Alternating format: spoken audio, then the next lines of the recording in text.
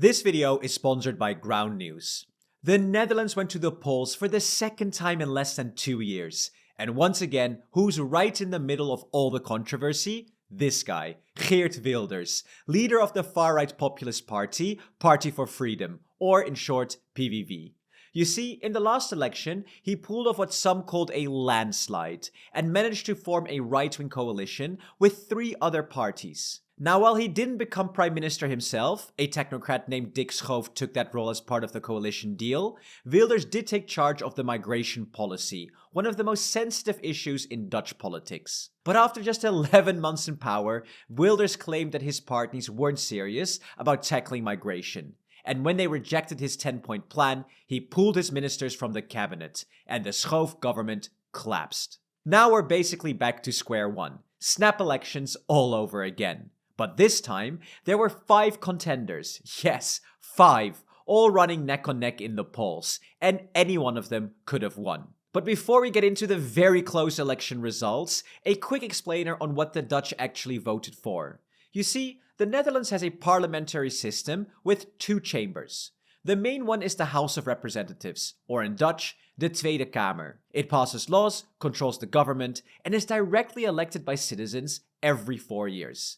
Then there's the Senate, or Eerste Kamer, which reviews what the House passes, kind of like a second opinion. Now, yesterday the Dutch went to the polls to elect the Tweede Kamer, and the leader of the largest party in the governing coalition usually becomes prime minister. So, who actually won? Let's go over the results. In first place, we actually have a tie. Let's start with D66, led by Rob Jetten, the Liberal Progressive Party, known for its strong pro-EU, pro-climate, and socially progressive stance. They've long pushed for deeper European integration, green investment, and reforms to make Dutch politics more inclusive. They won 26 seats. And then there's the Party for Freedom, or PVV, led by Geert Wilders, also with 26 seats. They are a far-right populist party and campaigned hard on stopping migration and putting the Netherlands first. They have a very strong Eurosceptic platform. In third place, the VVD, led by Dylan Jesselgus, the liberal conservative successor to Mark Rutte's long rule. They focus on economic stability, law and order, and a pragmatic pro-EU approach, though slightly tougher on migration this time. They ended up with 22 seats. In fourth place came the Labour-Green Alliance, called PvdA GroenLinks, led by Frans Timmermans, the former European Commissioner who shaped the EU's Green Deal. They campaigned on a center-left platform with a strong focus on social justice, environment, and a stronger, more united Europe. They secured 20 seats. And in fifth place, the CDA, or Christian Democrats, led by Henry Bontebal. They're a center-right Christian social party emphasizing family values, regional development, and responsible finances. They are pro-European and won 18 seats. And finally, in sixth place, we have Ja21, led by Joost Eertmans, a right-wing populist party focusing on immigration control, law and order, and a more critical stance towards Brussels. They finished with 9 seats.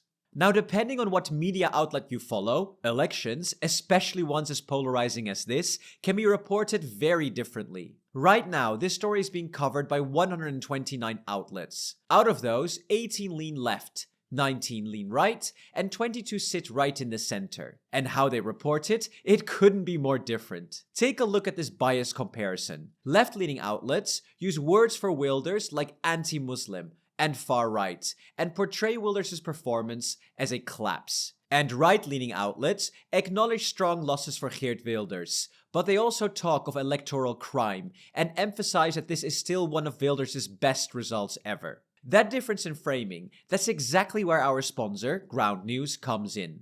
Their platform lets you see how the same story is covered across the political spectrum, so you don't get stuck in a single perspective.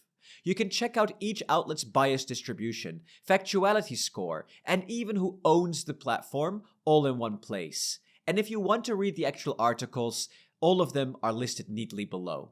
The Ground News app and website are packed with tools like this, making it so much easier to cut through the noise and understand not just the story, but how and why it's being framed. If you want to give it a try, you can get unlimited access to the Vantage plan with 40% off using the link in the description or by scanning the QR code on the screen. Alright, back to the video. So D66 are the clear winners of this election. Yes, they did tie in first place, but they surged massively, jumping from just 10 seats last time to 26 seats now, stopping Wilders from getting a clear win. The big issues in the Netherlands were housing, healthcare, and immigration. But since we're a European channel, let's talk about what all of this means for Europe. And honestly, D66 winning is great news for anyone who wants more European integration. They're as pro-EU as it gets, calling for a European federation, a European army, fewer vetoes, and more power to the European Parliament. Another winner this election is the CDA, the Christian Democrats, who gained 13 seats. But part of their rise comes from the collapse of the NSC. Remember them? They did great in the last election, but this time they went from 20 seats to 0. Yes, 0. Mostly because their leader, who basically was the party, quit politics altogether. Meanwhile, the center-left under Frans Timmermans had a very rough night. He was aiming to be the prime minister, but after his big loss, he resigned right away on the same night as the election. And of course, then there's Geert Wilders, another big loser of this election. His far-right anti-EU message didn't connect this time. He dropped from 37 seats just 2 years ago to 26, and now has to share first place. So, these are the top 6. But here's the thing, a lot more parties actually made it into the parliament, and not just a couple extra. We're talking about 15 parties with at least 1 seat at the time of recording. And that's because in the Netherlands, you only need about 0.67% of the national vote to win a seat. So even small parties, regional ones, single-issue movements, or new political startups can make it in. The result? A parliament that represents almost every shade of Dutch political opinion. So, what happens next? The biggest party usually tries to form a coalition, and that's D66. With 150 seats in the parliament, they'll need at least 76 seats to govern. And here's where things get a bit tricky. D66 ruled out working with Wilders' PVV, which really leaves them only with 2 options.